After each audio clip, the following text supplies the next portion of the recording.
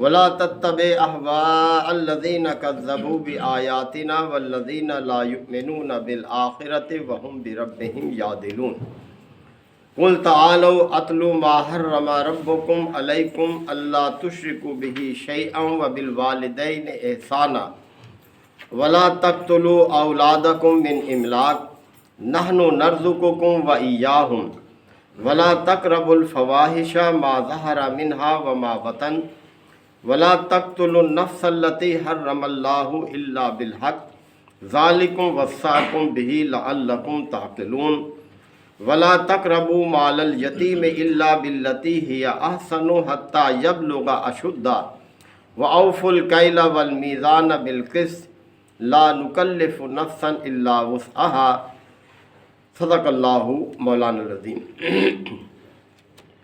حضرات، سورہ الانعام کے یہ 18ویں رکوع کی آیات ہیں۔ ذکر چل رہا ہے مشرکین کے اس رویے کا کہ عرب میں مشرکین نے اپنی خود ساختہ نظام ایک بنا رکھا تھا، حلال اور حرام کا، رسم و رواج کا، اور جب انہیں کہا جاتا تھا کہ بھائی جو اللہ نے مقرر کیا ہے اس کی پابندی کرو، تو دلیل یہ دیتے تھے اپنے رویے کی کہ اگر اللہ ہمارے اس عمل سے ناراض ہوتا تو ہمیں اس کی توفیق ہی نہ دیتا، ہم جو کچھ کر رہے ہیں اس کا مطلب ہے کہ اللہ راضی ہے اس پر۔ اس طرح کی بے بنیاد باتیں وہ کرتے تھے۔ تو یہاں اسی چیز کو واضح کیا جا رہا ہے کہ کل اے نبی صلی اللہ علیہ وسلم ان سے کہہ دیجئے فَلِلَّهِ الْحُجَّةُ الْبَالِغَةُ کہ حقیقی حجت تو اللہ ہی کے لیے ہے، یعنی اللہ ہی کا یہ مقام اور مرتبہ ہے کہ وہ اپنے بندوں کے لیے حدود اور قیود قائم کرے، حلال اور حرام کا فیصلہ کرے، یہ اللہ کا حق ہے، لہذا اللہ پر تم ایسی تہمت نہ باندھو۔ فَلَوْ شَاءَ لَهَدَاكُمْ أَجْمَعِينَ، یقیناً ایسا ہو سکتا تھا کہ اللہ اگر چاہتا تو سب کو ہدایت پر قائم کر دیتا، کوئی بھی نافرمانی نہ کر سکتا اللہ تعالیٰ کی، لیکن اللہ تعالیٰ نے انسانوں کو ارادے اور اختیار کی آزادی دی ہے، ورنہ فرشتوں کی طرح سے بنا دیتا، جیسے فرشتے نافرمانی نہیں کر سکتے اللہ کی، اسی طرح انسان بھی نہ کر سکتا۔ لیکن یہی تو امتحان ہے، یہی تو آزمائش ہے کہ اللہ بن دیکھے کون اللہ سے ڈرتا ہے اور اس کی اطاعت کرتا ہے۔ قل اے نبی صلی اللہ علیہ وسلم ان سے کہو حلم شہداکم الذین یشہدون کہ تم اپنے وہ گواہ لے کر آؤ جو اس بات کی گواہی دیں ان اللہ حرم ھذا کہ اللہ نے ان چیزوں کو حرام کیا ہے، کہ تم جو کہتے ہو کہ یہ نر جو ہے وہ مردوں کے لیے حلال ہے اور عورتوں کے لیے حرام ہے، یا جو مادہ کے پیٹ میں ہے وہ سب کے لیے حلال ہے، یہ بھی کوئی بات ہے؟ اگر تمہارے پاس کوئی سند ہے، کوئی علم ہے تو لاؤ اپنے گواہ پھر جو اس بات کی گواہی دیں کہ اللہ نے واقعی ان چیزوں کو حرام قرار دیا ہے جنہیں تم حرام کہہ رہے ہو۔ فَإِن شَهِدُوا پس اگر یہ گواہی دے بھی دیں فَلَا تَشْهَدْ مَعَهُمْ تو تم ان کے ساتھ گواہی نہ دینا، یعنی تم ان کے ساتھ شامل نہ ہونا ان کے عمل میں۔ وَلَا تَتَّبِعْ أَهْوَاءَ الَّذِينَ كَذَّبُوا بِآيَاتِنَا اور جن لوگوں نے ہماری آیات کو جھٹلا دیا ہے ان کی پیروی مت کرنا، ان کی بات نہ ماننا۔ والذین لا یؤمنون بالآخرہ اور جو آخرت پر ایمان نہیں رکھتے، وہم بربہم یعدلون اور اپنے رب کے ساتھ دوسروں کو بھی اس کا ہمسر ٹھہراتے ہیں، تم ان کی بات نہ ماننا۔ اب کچھ بڑی اہم باتیں ہیں جو اللہ تعالیٰ نے یہاں توجہ دلائی ہے کہ اللہ نے کن کن چیزوں سے منع کیا ہے تمہیں دیکھیں، ہم اپنا جائزہ لیں اس کی روشنی میں کہ کیا ہم ان کی پابندی کرتے ہیں۔ تو سب سے پہلی بات فرمایا کہ قل تعالوا ان سے کہو کہ آؤ اتلو ما حرم علی ربکم میں تمہیں سناتا ہوں تمہارے رب نے کیا تم پر حرام کیا ہے، کہ تمہیں کن باتوں سے منع کیا ہے میں تمہیں بتاتا ہوں۔ تو سب سے پہلی بات یہ کہ اللہ تشرکو بہ شیئا کہ اس کے ساتھ کسی کو شریک نہ ٹھہراؤ۔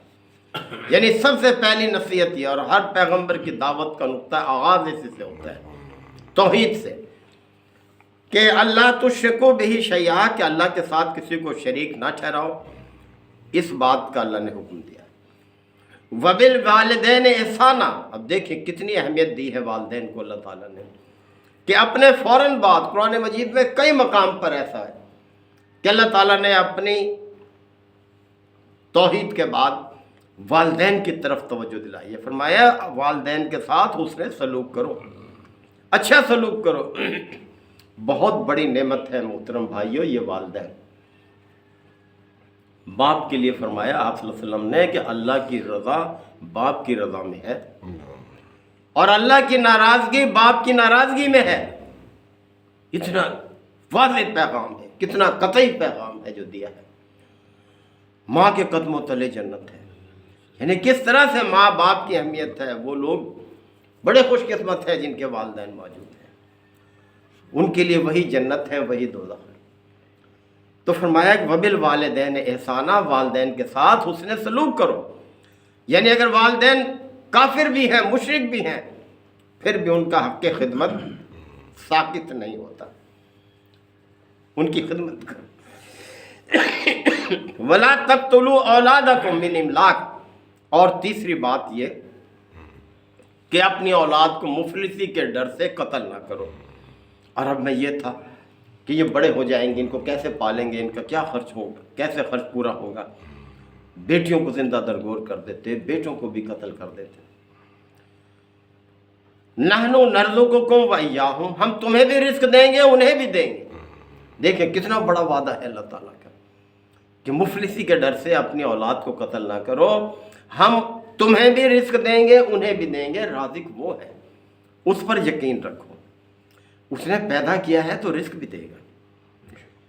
وَلَا تَقْرَبُوا الْفَوَاحِشَ، اور بے حیائی کے قریب بھی نہ جاؤ، قریب بھی نہ جاؤ۔ ارتکاب تو ارتکاب، بے حیائی میں دلچسپی نہ لو، ایسی باتیں بھی نہ کرو جو بے حیائی کی۔ ما ظہر منہا وما بطن، خواہ کھلے ہو یا چھپے ہو، کسی حالت میں بھی بے حیائی کے قریب نہ جاؤ۔ اب یہ بے حیائی کی ساری صورتیں ہیں، یہ بدکاری ہے، شراب نوشی ہے، یہ سب بے حیائی ہے۔ اور اسی طرح سے برہنہ ہونا، نیم برہنہ ہونا، بے حیائی کی باتیں کرنا، یہ سب ممنوع ہے، سب کے سب جو ہے۔ اور پھر یہ پابندی لگائی کہ وَلَا تَقْتُلُوا النَّفْسَ الَّتِي حَرَّمَ اللَّهُ، اور جس جان کو اللہ نے محترم ٹھہرایا ہے اسے قتل نہ کرو۔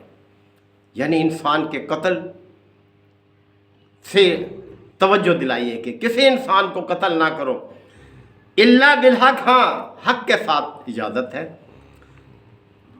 ذالکم وصاکم بہ، اللہ تمہیں ان باتوں کی وصیت کرتا ہے، لعلکم تعقلون، تاکہ تم عقل سے کام لو۔ اب دیکھیں انسانی جان محترم ہے، لیکن حق کے ساتھ قتل کرنے کی اجازت ہے۔ قرآن کریم میں 3 صورتیں ہیں حق سے۔ سب سے پہلی تو یہ ہے کہ قصاص کے حوالے سے، کہ ایک شخص نے کسی کو قتل کیا ہے تو اس کے بدلے میں اس کو قتل کیا جائے گا۔ اللہ تعالیٰ نے اس کی اجازت دی ہے، لیکن یہ نہیں کہ مقتول کے ورثہ اٹھیں اور جا کے اس کو قتل کر دیں، یہ ہرگز نہیں، بلکہ اسلامی حکومت تقاضے پورے کرے گی اور پھر قصاص لے گی۔ دوسرے یہ ہے کہ دین اسلام کے راستے میں رکاوٹ ڈالیں، جو رکاوٹ بن جائیں، جنگ پر اتر آئیں، تو پھر میدان جنگ میں اجازت ہے، پھر تو جو مقابلے میں سامنے آ جائے، اور اہل ایمان نے دیکھیں کس طرح سے ثابت کیا ہے، اپنے قریب ترین رشتہ داروں کو اپنے ہاتھ سے قتل کیا ہے، غزوہ بدر میں دیکھ لیں، غزوہ احد میں دیکھ لیں۔ اور تیسرے یہ ہے کہ حکومت، اسلامی حکومت کا تختہ الٹے، بغاوت کریں، سرکشی پہ آ جائیں، تو ایسے لوگوں کو جو باغی ہو جائیں حکومت سے، ان کے لیے بھی ہے کہ تقاضے پورے کر کے ان کو قتل کیا جا سکتا ہے۔ اور نبی کریم صلی اللہ علیہ وسلم نے 2 اور بھی شامل کیے ہیں اس میں، یعنی 5 صورتیں ہیں انسانوں کو جان سے محروم کرنے کے لیے۔ ایک یہ ہے کہ اگر کوئی شادی شدہ شخص بدکاری کرتا ہے تو آپ صلی اللہ علیہ وسلم نے اس کے لیے رجم کی سزا جو ہے وہ رکھی ہے۔ اور اسی طرح سے ایک مرتد کے لیے ہے، ایک شخص دین اسلام کو چھوڑ کر پھر کفر کی طرف جاتا ہے تو مرتد کی سزا بھی یہ ہے کہ اس کو قتل کیا جائے۔ تو بہرحال یہ 5 صورتیں ہیں، یہ حق ہے، اس کے علاوہ انسانی جان لینا یہ ناحق ہے۔ تو فرمایا ذالکم وصاکم بہ، اللہ تمہیں ان باتوں کی وصیت کرتا ہے لعلکم تعقلون، امید ہے کہ تم لوگ عقل سے کام لو گے، یعنی عقل کا تقاضا یہی ہے اللہ کی ہدایت کی پیروی کرو، اور اللہ کی ہدایت کو چھوڑ کر اور راستوں کا اختیار کرنا یہ تو بے وقوفی ہے، حماقت ہے، ناعقلی ہے۔ یہ اللہ تعالیٰ آیات کو سمجھنے کے عمل کی توفیق عطا فرمائے۔ وآخر دعوانا الحمدللہ وکفا وسلام علی عبادہ الذین اصطفیٰ ربنا آتنا فی الدنیا حسنۃ وفی الآخرۃ حسنۃ وقنا عذاب النار وادخلنا الجنۃ مع الابرار یا عزیز یا غفار یا رب العالمین۔ اللہم انک عفو کریم تحب العفو فاعف عنا، اللہم من احییتہ منا فاحیہ علی الاسلام ومن توفیتہ منا فتوفہ علی الایمان، یا شافی الامراض اشف مرضانا ومرضى المسلمین، یا قاضی الحاجات اقض حاجاتنا وحاجات المسلمین، اللہم انصر الاسلام والمسلمین، ربنا تقبل منا انک انت السمیع العلیم وتب علینا انک انت التواب الرحیم، صلی اللہ تعالی علی خیر خلقہ محمد وآلہ وصحبہ اجمعین۔